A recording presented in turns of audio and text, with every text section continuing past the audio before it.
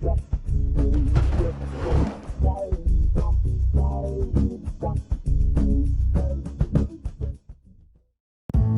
we've spoken about all of the wonderful benefits that sleep provides.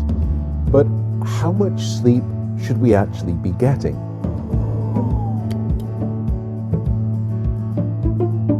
For the average adult, the current recommendation is somewhere between 7 to 9 hours of sleep a night. And what we've been finding from large-scale epidemiological studies is that using that reference point of 7 to 9 hours, once you start to drop below that, your mortality risk actually starts to increase.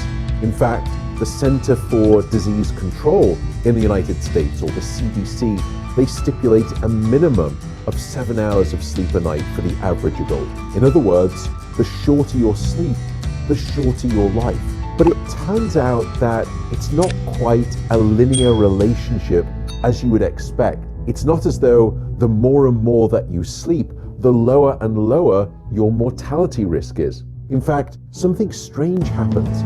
Once you get past 9 hours, you actually start to see a rise back up in mortality risk, which seems rather strange and peculiar. And scientists have actually put forward at least 2 different explanations. The first is that if you look at those studies, it may be that individuals are suffering from significant disease and illness. When we become infected or we have disease, typically we try to sleep longer, we stay in bed longer. So in other words, it was the unmeasured disease and sickness in those studies that was triggering a response in those individuals to try and sleep more.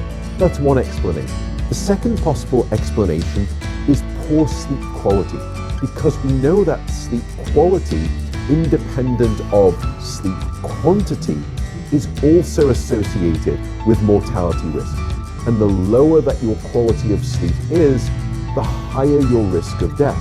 People who have poor quality of sleep will typically try to sleep longer. They'll try to stay in bed longer to overcome that poor quality of sleep. It may be poor quality of sleep masquerading as long sleep that is associated with a higher risk of death, rather than the long sleep itself. But if we take a step back and think about society overall, I think modernity is constantly pushing us to perhaps work long hours and therefore neglect our sleep. But if we want to be around long enough to get the benefits and the fruits of all of that hard labor, we may want to think about starting to prioritize our sleep some more.